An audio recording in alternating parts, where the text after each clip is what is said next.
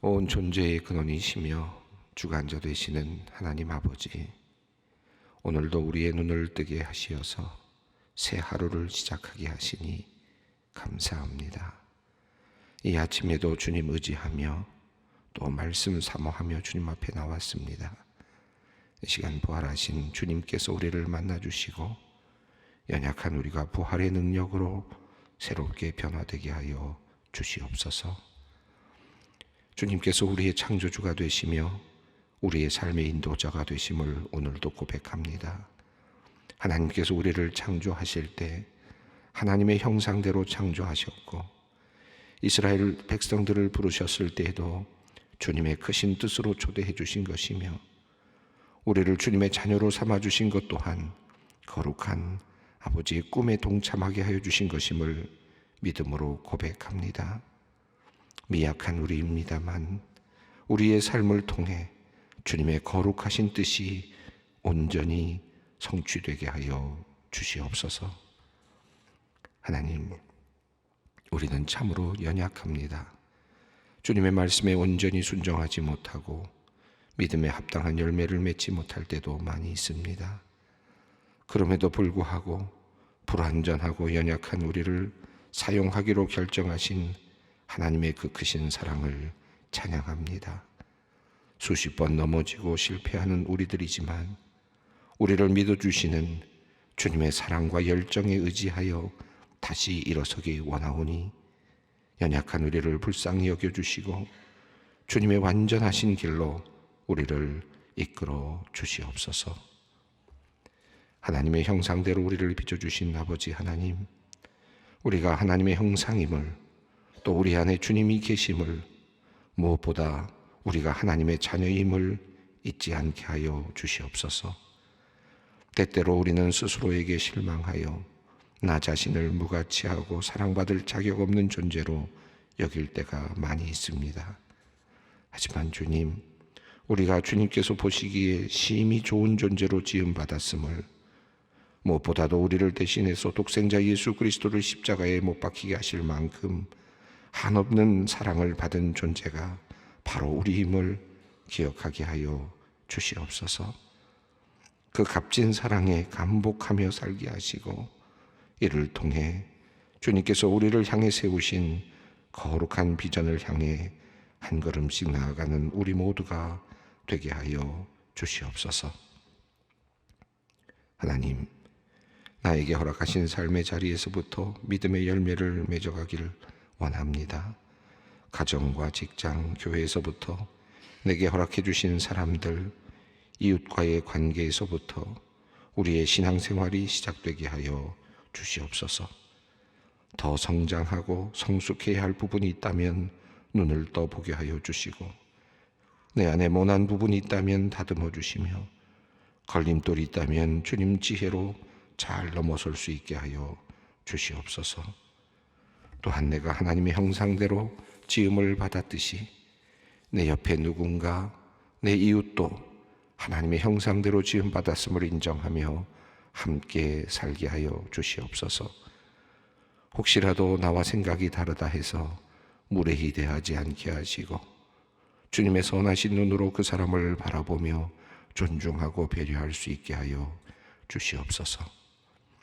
사랑의 하나님, 사랑은 오래 참고 온유하며 시기하지 않는 것이라 하셨사오니, 또한 사랑은 자랑하지도 교만하지도 무례히 행하지도 않는 것이라 하셨사오니, 우리로 이 사랑의 가르침을 따라 모든 것 참으며 믿으며 바라며 견디게 하여 주시옵소서. 특별히 우리가 주님의 사랑의 대리인이 되어 살아가기를 원합니다. 더 아름다운 세상, 하나님 나라를 세워가기 위해 애쓰는 주님의 청지기가 되게 하여 주시옵소서.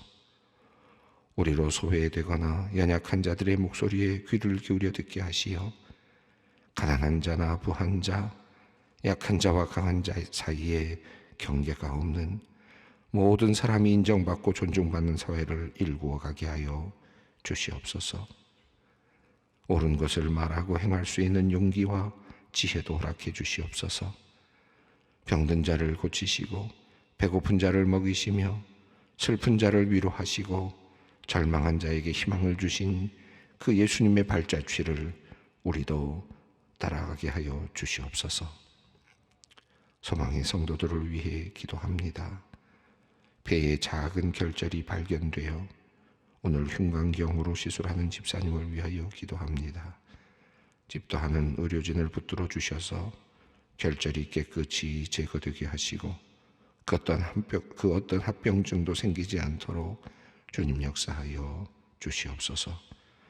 여호와 라파, 하나님의 능력으로 깨끗이 치유함을 받아 건강한 몸을 회복하여 더욱 주님의 일에 힘쓰는 집사님 되게 하여 주시옵소서. 망막과 수정체가 가까워져서 오늘 또 그리고 다음 주 백내장 수술을 앞둔 은퇴 권사님을 위해 기도합니다. 늘 예배의 자리를 사모하며 하나님의 말씀 읽기를 사모하는 권사님이셨습니다. 수술을 앞두고 마음에 두려움과 염려가 있사오니 하나님께서 친히 함께 하셔서 모든 수술이 잘 진행되게 하시고 건강한 눈으로 온전히 회복되는 은혜를 누리게 하여 주시옵소서. 이제 귀를 열어 온 마음으로 주님의 말씀 듣기 원합니다. 오늘도 마가복음을 통하여 예수님의 발자취를 따라갑니다. 주님 말씀으로 우리를 변화시켜 주시어 열매 맺는 삶을 살아가게 하여 주시옵소서. 부활하신 우리 주 예수 그리스도의 이름으로 기도드리옵나이다. 아멘. 오늘 우리에게 주시는 하나님의 말씀은 마가복음 11장 12절로 19절 말씀입니다. 마가복음 11장 12절로 19절 말씀 함께 봉독하겠습니다. 이튿날 그들이 베다니에서 나왔을 때에 예수께서 시장하신지라 멀리서 잎사귀 있는 한 무화과 나무를 보시고 혹 그 나무에 무엇이 있을까 하여 가셨더니 가서 보신즉 잎사귀 외에 아무것도 없더라. 이는 무화과의 때가 아님이라. 예수께서 나무에게 말씀하여 이르시되 이제부터 영원토록 사람이 내게서 열매를 따먹지 못하리라 하시니 제자들이 이를 듣더라. 그들이 예루살렘에 들어가니라. 예수께서 성전에 들어가서 성전 안에서 매매하는 자들을 내쫓으시며 돈 바꾸는 자들의 상과 비둘기 파는 자들의 의자를 둘러 엎으시며 아무나 물건을 가지고 성전 안으로 지나다님을 허락하지 아니하시고 이에 가르쳐 이르시되 기록된 바 내 집은 만민이 기도하는 집이라 칭함을 받으리라 하지 아니하였느냐. 너희는 강도의 소르를 만들었도다 하시매 대제사장들과 서기관들이 듣고 예수를 어떻게 죽일까 하고 꾀하니 이는 무리가 다 그의 교훈을 놀랍게 여김으로 그를 두려워함이러라. 그리고 날이 저물매 그들이 성 밖으로 나아가더라. 아멘. 어제 본문이 예수님께서 예루살렘 성으로 올라가시는 장면이었습니다. 예수님께서 나귀를 타시고 예수님께서 예루살렘으로 들어가시는 장면이 있었고요. 예루살렘에 올라가셔서 예수님께서 그 성전을 둘러보시고 다시 이제 베다니로 밖으로 나가시는 장면이 이제 어제 장면이었습니다. 그 전 장면은 여러분 우리가 함께 살펴본 것처럼 바디메오, 디메오의 아들 바디메오의 눈을 고쳐주신 장면이었죠. 지난 시간에 제가 말씀을 드렸습니다만 이 본다, 보게 한다라고 하는 이 이미지는 마가복음에서 굉장히 중요한 어떤 역할을 하고 있습니다. 예수님께서 바디메오의 눈을 열어주시면서 이제 보라라고 하시는 의미가 담겨 있는 거죠. 이제 제자들에게 보도록 하시는 그런 의미가 담겨 있었습니다. 이제 좀 제대로 보고 그리고 이제는 보고 따라와라 라고 하는 의미가 있다고 말씀을 드렸습니다. 전에 맹인을 고쳐주셨을 때는 한 번 고쳐주시고 흐릿하게 보이는 것을 다시 보게 해주시는 그런 장면이었다면 바디메오의 경우에는 이제 보고 따랐다라고 하는 예수님을 보게 되었고 예수님을 따랐다라고 하는 그런 내용으로 이제 끝이 났죠. 그리고 나서 예수님께서 예루살렘으로 올라가셨습니다. 바디메오가 따라갔을까요? 안 따라갔을까요? 당연히 따라갔다고 생각합니다. 왜냐하면 예수를 따랐다라고 했으니까 예수를 보고 따랐겠죠. 제자들과 함께 따라 올라갔을 것입니다. 그런데 예수님께서 보여주신 장면은 어떤 것이었습니까? 나귀를 타고 겸손한 모습으로 지금 예루살렘으로 올라가시는 장면, 그리고 그 이면에는 예수님께서 이제 순환을 당하시는 장면이 이제 준비되어 있습니다. 제자들이 이제 보아야 되는 것, 그리고 예수님을 보고 따라가야 되는 것이 어떤 모습이었느냐? 그것은 바로 나귀를 타시는 모습이고 겸비한 모습으로 이제 예루살렘 성으로 순환당하기 위해서 올라가시는 그런 모습이었다. 그것을 우리가 좀 깊이 묵상할 필요가 있겠습니다. 이 나귀를 타시고 올라가셨다라고 하는 이 말씀은 우리가 항상 매우 중요하게 우선 보는 것이, 우리 어제도 우리가 말씀을 나눴습니다만 예언의 성취의 의미가 굉장히 크죠. 그래서 예언의 성취로서 이 나귀를 타시고 이제 진정한 메시아가 올라가신다라고 하는 의미가 매우 큽니다. 그러나 한편으로 또 본다면 이제 예수님께서 제자들의 눈을 뜨게 해주시고 바디메오의 눈을 뜨게 하신 다음에 이제 보라, 나를 따라와라. 내가 가는 길은 바로 나귀를 타는 길이고, 그리고 이제 순환의 길이다. 나를 따라와라 라고 하는 그런 모습을 지금 이제 보여주시는 그런 장면이라고도 할 수 있겠습니다. 자, 그리고 나서 또 계속해서 주님께서 이제 보여주시는 장면들이 나오는데, 이제 보았다라는 관점에서 본다면 제자들이 무엇을 보았을까? 바디메오가 무엇을 보았을까? 이것을 우리가 이제 함께 따라가는 거죠. 오늘 본문이 이제 그런 관점에서 본다면 예수님이 무엇을 하셨는가, 그리고 그것이 갖고 있는 의미가 무엇일까를 생각해 보게 됩니다. 오늘 본문이 두 가지 이야기를 하고 있는데, 하나는 무화과나무를 저주하신 내용과 성전을 깨끗하게 정돈하신 그런 내용의 말씀입니다. 먼저 12절 말씀을 읽겠습니다. 이튿날 그들이 베다니에서 나왔을 때에 예수께서 시장하신지라. 자, 예수님께서 그 다음 날입니다. 하루 예루살렘에 올라가셔서 왕의 등정식이라 그럴까요? 영적으로 본다면 그런 모습이겠죠.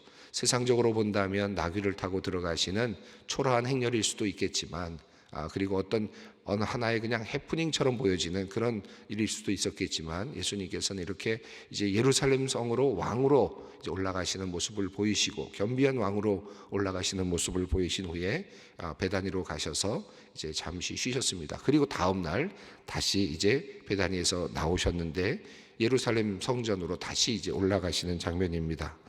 근데 예수님께서 이튿날 올라가셨는데 시장하셨다 라고 이렇게 되어 있습니다. 글쎄, 시장하셨다라는 의미가 큰 의미가 어떤 의미인지 우리가 정확히 알 수는 없지만, 지금 예수님께서 무화과 나무에게 가서 열매를 지금 찾으시는 장면입니다. 그 이유를 그렇게 설명을 하고 있습니다. 13절 읽습니다.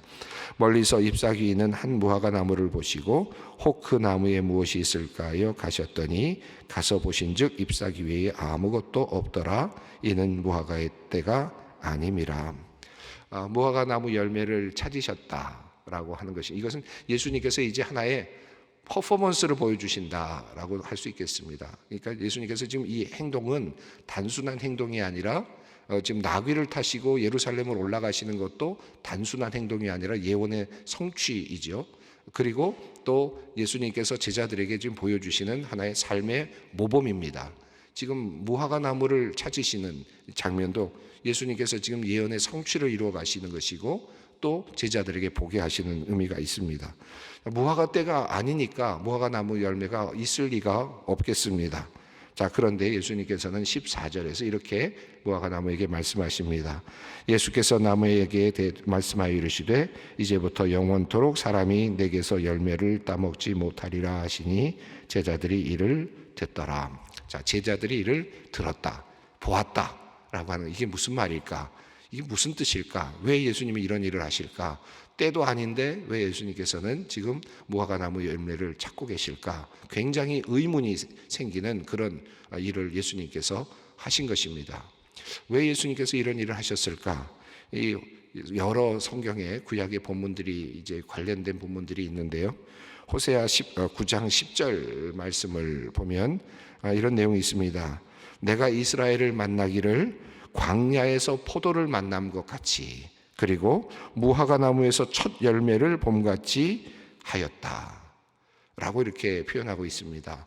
호세아서에서 말씀하시는 내용은 뭐냐면, 지금 내가 이스라엘을 만나게, 하나님께서 이스라엘을 볼 때 어떤 느낌으로 만나셨느냐 하면 광야에서 포도를 만나는 것처럼 얼마나 기뻤겠습니까? 광야에서 아무것도 없는 곳에서 포도를 만난다. 여기서는 먹을 양식이 되기도 하고 또 수분을 섭취하는 그런 것도 있는데 얼마나 그 포도를 광야에서 만났을 때 기뻤겠습니까? 지금 그런 느낌으로 이스라엘을 보았다라고 하는 말씀이고, 그리고 무화과 나무에서 첫 번째 열매를 얻는 것처럼 기뻐했다. 하나님께서 얼마나 이스라엘을 그렇게 기뻐했는가라고 하는 것을 지금 보여주시는 거거든요. 그렇게 기뻐했는데 바알브올에게 가서 너희가 몸을 들임으로 가증해졌도다. 이렇게 호세아서가 이렇게 말씀하고 있거든요. 이스라엘 백성들을 지금 질타하고 있습니다.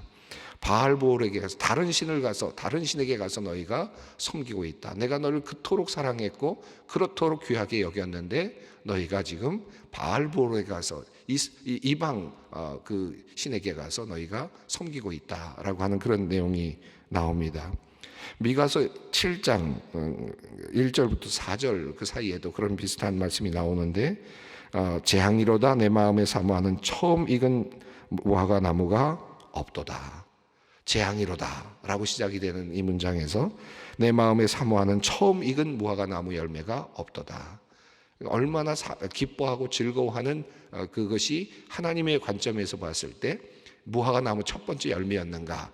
그러니까 그만큼 귀하게 여기고 사랑스럽게 여기는, 무화과 나무가 이제 시간이 되어서 열매 맺힐 때가 됐을 때 무화과 나무가 처음 열렸을 때 오는 그 기쁨, 이것을 표현하고 있습니다.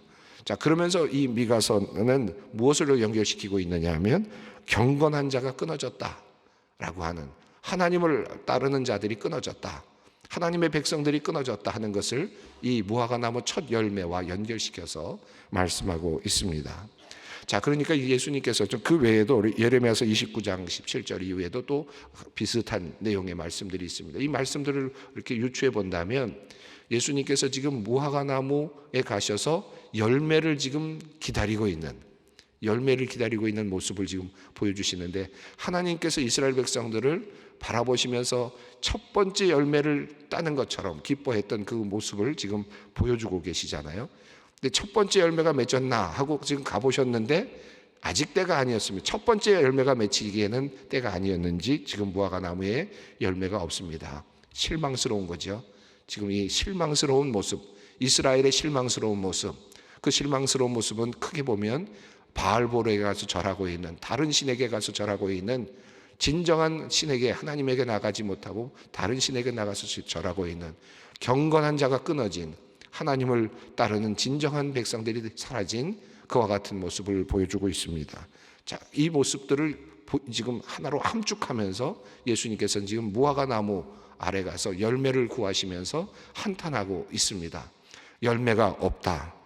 그리고 이 열매를 따먹을 수 없다라고 하는 이 말씀은 지금 열매 없는 이스라엘 백성들, 그리고 이방 신을 섬기고 있는, 하나님을 지금 따르지 못하고 있는 이스라엘 백성들에 대한 한탄이 지금 나타나고 있는 하나의 모습이라고 할 수 있겠습니다. 자, 그리고 이어지는 내용이 이제 성전에 대한 내용입니다. 15절 말씀 읽습니다. 그들이 예루살렘에 들어가니라. 예수께서 성전에 들어가서 성전 안에서 매매하는 자들을 내쫓으시며 돈 바꾸는 자들의 상과 비둘기 파는 자들의 의자를 둘러 엎으시며, 예수님께서 성전에 들어가셨습니다. 그런데 11절 오늘 보면 바로 앞에 나오는 이제 어제 말씀을 보면 마지막에 어떻게 되어 있느냐면 성전에 올라가셔서 모든 것을 이제 둘러보시는 그런 내용의 말씀이 있죠. 그 부분이 이렇게 되어 있습니다. 11절이 이렇게 되어 있죠. 예수께서 예루살렘에 이르러 성전에 들어가서 모든 것을 둘러보시고 때가 이미 저물매 12제자를 데리고 베다니에 나가시니라.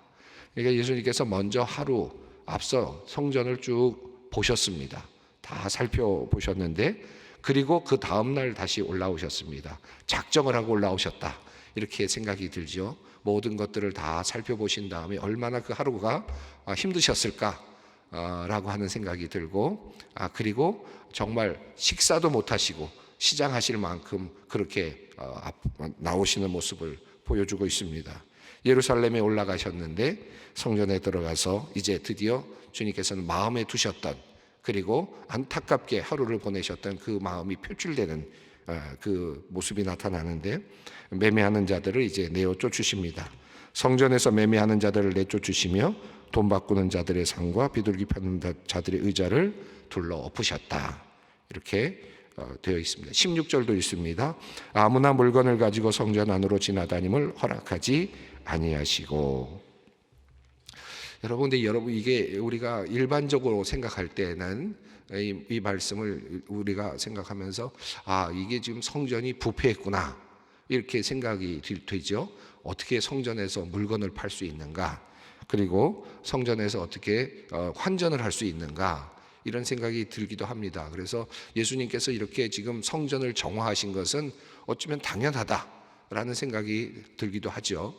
그런데 사실은 이 당시의 유대의 상황, 성전의 상황을 본다면 이것은 성전에서 이미 허락된 내용이었습니다. 그러니까 성전 아무 데서나 그런 것이 아니라 성전 바깥들, 한정된 구역에서 이와 같은 일들을 성전의 당국자들이 허용을 했습니다. 그러니까 법적으로 문제가 없는 그런 일이었습니다. 그 이유는 많은 사람들이 성전에 와서 제사를 드리려고 오는데 성물을 가지고 양과 염소와 소와 이런 것들을 가지고 와야 되는데, 먼 거리에서 그 성물을 가져온다는 것이 쉽지가 않았겠죠, 당연히. 그러니까 차라리 이제 돈으로 가지고 와서 그곳에 가서 성전에 드릴 제물을 사는 것이 훨씬 더 편의성이 있었습니다. 그러니까 이것은 성전에서 어쩔 수 없이 이제 그것을 허용하게 된 하나의 매우 허용된 일이었습니다. 그러니까 법적으로 하자가 있는 것이 아닙니다. 또 환전을 하는 것도 마찬가지입니다. 다양한 로마의 여러 가지 로마의 또 돈도 있고, 그런데 그런 것이 아니라 이스라엘의 그 돈, 그러니까 세겔이죠. 세겔로만 성전세를 바치도록 되어 있었습니다. 이것은 이제 이스라엘이라고 하는 그 중요한 하나의 그 성전, 이스라엘의 성전이라고 하는 의미를 담아서 반드시 이스라엘의 화폐로 성전세를 내도록 되어 있었거든요. 그러니까 로마에서 왔든 어디서 왔든 이 이스라엘 백성들은 돈을 바꿔서 내야 되는 그런 상황이었습니다. 그러니까 당연히 성전세를 바꿔주기 위해서도 또 환전이 필요했습니다. 이것도 이 성전 당국에서 허락을 했던 내용입니다. 그러니까 성전이 권위를 가지고 이 부분들을 허락했던 내용입니다. 그러니까 이것은 지금 불법은 아닙니다. 자, 그런데 예수님께서는 이것을 보시고는 둘러 엎으셨습니다. 그리고 허락하지 않으셨습니다. 이제 뒤에 보면 우리가 다시 나오겠습니다만은, 그런 이후에 이제 바리새인들과 성전 사람들이 와서 네가 무슨 권위로 그런 일을 하느냐라고 하는 권위의 문제를 이야기합니다. 이제 여기서 보면 지금 예수님께서 권위를 가지고 이걸 둘러 엎으시거든요. 자, 그런 면에서 본다면 이게 지금 어떤 권위로 이걸 하느냐, 성전의 권위냐, 누구의 권위냐 하는 문제가 사실은 핵심적인 내용이라고 할 수 있습니다. 자, 그리고 예수님께서는 17절 말씀하십니다. 이에 가르쳐 이르시되 기록된 바 내 집은 만민이 기도하는 집이라 받으리라 칭함을 받으리라고 하지 아니하였느냐, 너희는 강도의 소굴을 만들었도다 하시매. 예수님께서 하신 말씀은 이제 이 성전은 만민이 기도하는 집이다. 그런데 너희가 강도의 소굴을 만들었도다. 권위로 이미 인정이 되고 성전은 지금 잘 유지되고 있었습니다. 나름대로 정돈된 그런, 그래서 혼란스럽지 않게 환전도 이루어지고 있었고, 또 재물도 잘 사서 이렇게 바꾸어서 할 수 있도록 잘 준비되어 있었지만, 그러나 그렇게 멋지게 지금 잘 운영되고 있는 그런 성전의 시스템을 예수님께서는 도리어 그것은 강도의 소굴로 너희가 만들었다라고 말씀하시면서 만민이 기도하는 집이다, 이것은 그렇게 말씀을 하고 있습니다. 여기에서 이 부분을 성경학자들은 스가랴서 14장 21절 있는 말씀과 연결해서 주로 많이 해석들을 합니다. 이 무슨 말씀이냐 하면, 예수님께서 지금 성전에 있는 모든 그 내용 중에서 이 부분을 지금 잘못됐으니까 지금 해소하고 이 부분을 지금 고치겠다 하는 의미로 지금 이 일을 하셨는가? 그것이 아니라는 것입니다. 지금 예수님께서 지금 이 성전에 가서 돈을 바꾸는 사람들, 또 성전에서 매매하는 것들을 지금 둘러엎으신 것은 이런 것들을 깨끗하게 하셔서 나머지 성전의 모든 구조가 흐름이 잘 운영될 수 있도록 개선한 것이 아니었다라고 하는 것입니다. 이 행위는 예수님께서 지금까지 있었던 모든 성전의 모든 것들, 성전의 그 권위를 가지고 이루어지는 특별한 우리 권한 지역, 권한이 있는 지역이라고 하는 것을 만들어 놓고 지금 이 안에서 행동하고 있는 그 종교 권위주의자들, 그것들을 둘러엎으시는 것이다 라고 하는 말씀이죠. 그리고 새로운 성전을 세우시는 의미이다 라고 하는 것입니다. 그런 의미에서 스가랴서 14장 21절 말씀이 오늘 본문과도 연결되어 있는 본문으로 그렇게 많이들 해석합니다. 스가랴서 14장 21절 말씀은 이런 내용입니다. 모든 집안에 있는 솥들이 성물이 될 것이다 라고 하는 그런 내용이에요. 이게 무슨 말씀이냐 하면, 성물은 어디 있습니까? 성전 안에만 있는 것이 성물이죠. 그래서 성전에서만 사용되는 특별한 물건, 솥도 그렇고 모든 것들이 다 성물이 됩니다. 자, 그런데 스가랴서에서 14장 마지막 절에서 지금 보고 있는 그 스가랴의 환상은 뭐냐 하면, 이 모든 집안의 모든 집에 있는 모든 솥들이, 밥솥들이 다 성스러운 물건이 된다.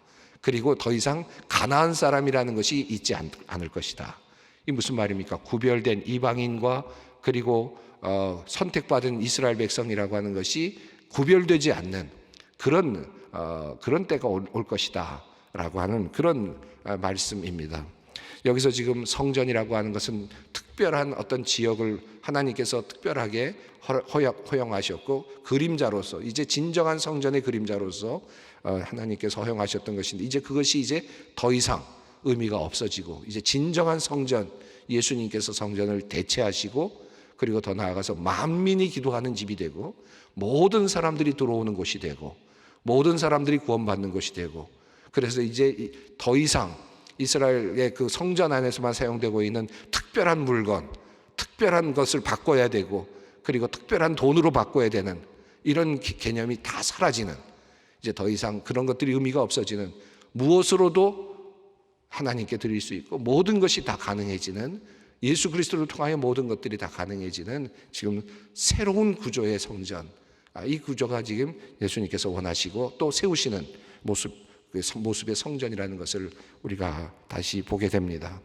자, 오늘 이 본문 말씀을 읽고 예수님께서 지금 이 세워졌던 종교적인 권위를 이제 없으시고, 그리고 세우셨던 이 특별하게 선택하셨던 이스라엘 백성에게서 이제 더 이상 무화과 나무 열매가 없는 모습을 한탄하고 계시면서 이제 만민을 위하여 이 구원의 길을 열고 계시는 모습을 우리가 이곳에서 보게 됩니다. 오늘 이 말씀 깊이 묵상하면서 이제 우리에게까지 열려주시는 구원의 은혜, 이스라엘 백성들을 넘어서서 우리에게까지 복음이 전해지는 이 은혜가 바로 여기서부터 시작이 됐다. 우리가 안 그랬으면 우리는 예루살렘 성전에 가서 세겔로 바쳐야 되는 그런 것이지만, 이제 또 우리는 그렇게 하지 않습니까? 예수 그리스도의 보혈이 우리를 모두를 구원의 길로 인도해 주셨다. 나를 구원의 길로 인도해 주셨다라고 하는 사실, 이 사실을 우리가 감사하면서 우리 기도의 자리로 함께 나아가겠습니다. 하늘에 계신 우리 아버지, 아버지의 이름을 거룩하게 하시며 아버지의 나라가 오게 하시며 아버지의 뜻이 하늘에서와 같이 땅에서도 이루어지게 하소서. 오늘 우리에게 일용할 양식을 주시고 우리가 우리에게 잘못한 사람을 용서하여 준 것 같이 우리 죄를 용서하여 주시고 우리를 시험에 빠지지 않게 하시고 악에서 구하소서. 나라와 권능과 영광이 영원히 아버지의 것입니다. 아멘.